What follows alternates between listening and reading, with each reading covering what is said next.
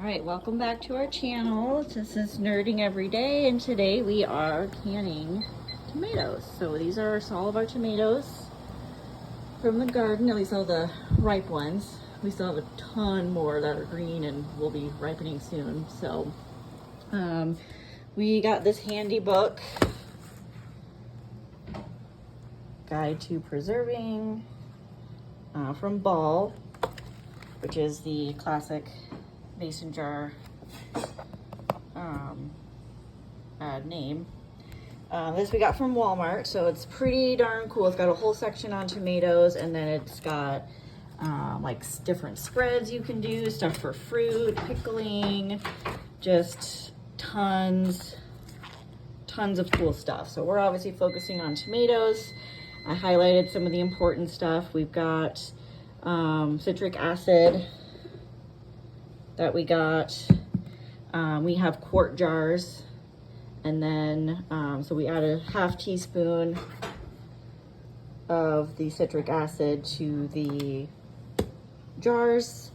They sit over simmering water in this big old pot that we got also from Walmart. Pretty much everything we get is from Walmart or Amazon, but so they sit over simmering water while we put the tomatoes in there. So it comes with this little rack here. You can also get a jar grabber, which we didn't get because they didn't have any. There must be a lot of people canning because they were out of a lot of stuff. But so you first rinse the tomatoes in cold water, so cold running water. Just get them nice and clean, get some of the dirt and residue off, stuff like that. Then you blanch them in boiling water for 30 to 60 seconds. We did about 60 seconds for some of our bigger ones, and then we're doing 30 to 45 seconds for the smaller ones. We're just experimenting. We have no idea that's what you're supposed to do, but it seems to be working. So once you boil them or blanch them in the boiling water, they immediately go into cold water, which I had filled with ice cubes and then filled with cold water, and so it's actually still pretty cold. But so the process helps the skin kind of loosen up from the actual meat of the tomato. And then Ian is coring them, and then he's peeling the skin off, he's cutting them into quarters, and then we pack them into these guys. So you have to pack them pretty tight. We're doing tomatoes in their own juices. The book has tomatoes packed in water, and then there's also different kinds of flavoring you can add, but we're just doing straight up packed tomatoes. So we're getting them pretty tight in there. That one's probably, I might be able to do a slice or more in that one. So then we'll fill this one up.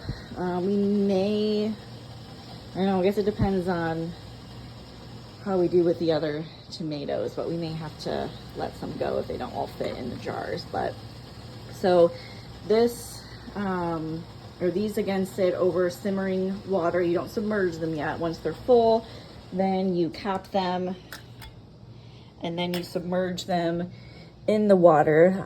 The water needs to be covering the jars by about an inch. Adjust the heat to the medium high, cover, and then bring the water to a rolling boil. Pint or quart jars take about an hour 25. Then you turn the heat off and remove the cover, let them cool for 5 minutes. Remove them from the actual canner. Don't retighten if loose, just let them cool for 12 hours. Then we test the seals and then label and store. So these guys will be chilling in their canning bath for just under an hour and a half, I guess. So but again, this big old pot we got from Walmart. It came with this, the citric acid we got separate. It was just all in the same canning aisle. I'm not sure exactly what citric acid is for. I'm assuming it has something to do with the pH balance of the acidity of the tomatoes, but I am not 100% sure. I will do some more research and let you guys know at some point. So, but yeah, so that's kind of what we're up to right now. Just our whole little process. So looks like everything's been boiled. It's all cooling. Ian's coring and peeling. We'll get everybody packed in here, and then we'll go from there. So we'll probably cut here, and then we'll cut back in about an hour and a half. So see you guys later. So again, this book is pretty cool. It explains the acidity of the different foods. So tomatoes require an addition of an acidulant, or just acid. An acidulant in the form of citric acid helps ensure the correct pH level is maintained. So it does have to do with how acidic the food is to maintaining the correct pH level of everything. The book also talks about headspace, which this, for the tomatoes, you have to leave a certain amount of headspace. And of course, this book explains that. So for tomatoes, they want you to leave a 1/2 inch of headspace. So it's basically in between the two ridges on the jar itself. So it's from the top of the food or the liquid to the rim of the jar itself is what they mean by headspace. So this book has some pretty nice pictures of what you're supposed to do for everything. So, and that's that jar lifter I was talking about, which again, we don't have, but hopefully, depending on how well this goes, we'll definitely get something like that. This little thing is supposed to help with removing bubbles. I've just been using a spoon because we don't want a lot of extra bubbles in our jars. So, yeah, that's what that is for. But you can use a pressure cooker. We just have the big old pot, but it does talk about the varying differences between the two depending on what you're doing. So this book also talks about enzymes, microorganisms, so molds, yeast, and bacteria, because obviously if you don't do everything correctly, you run the risk of trapping all that stuff in your jars. So it has a lot of really important information on that kind of stuff. It also talks about altitude, which I did not really take into consideration. I know that's the thing with baking.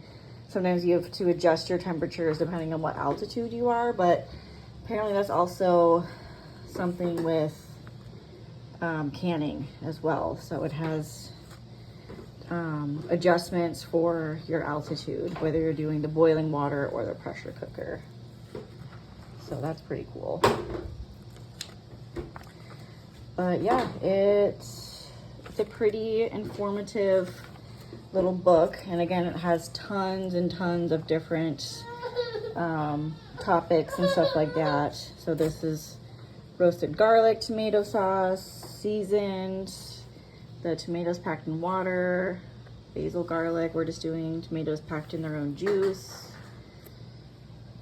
It's got you can use bottled lemon juice instead of the citric acid. So if you've already got lemon juice, then you don't have to worry about buying something like that. So we don't really use lemon juice on the regular or ever. So we just figured this would be better. Certain recipes also call for vinegar, which we do have. We're not sure if or when we'll use it for canning, but we do have a pretty gigantic cucumber, so pickles may be in our future. I don't know. We haven't decided yet.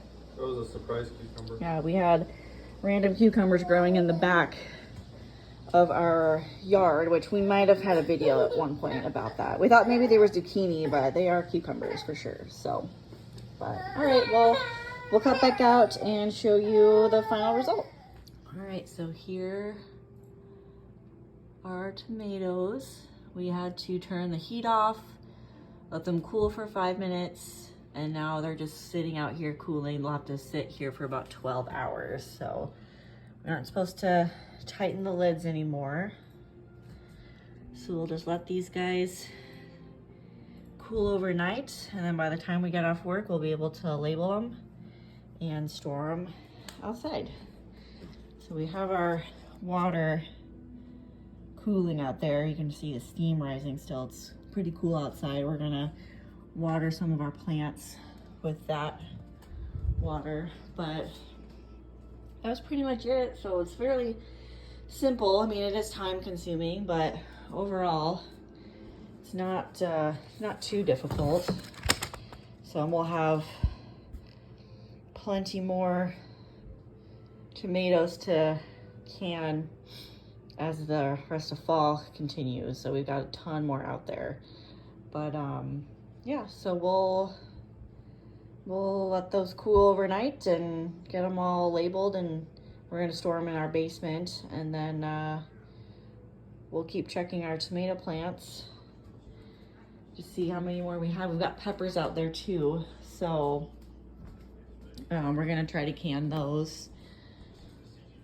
And then later this fall, I'm probably gonna make some chili, and then I'm gonna try to make some spaghetti sauce too. So we've got those peppers in the garden. We've got our onions that we vacuum sealed, and then we've got these tomatoes. So we've got a lot of good stuff. So thanks for watching.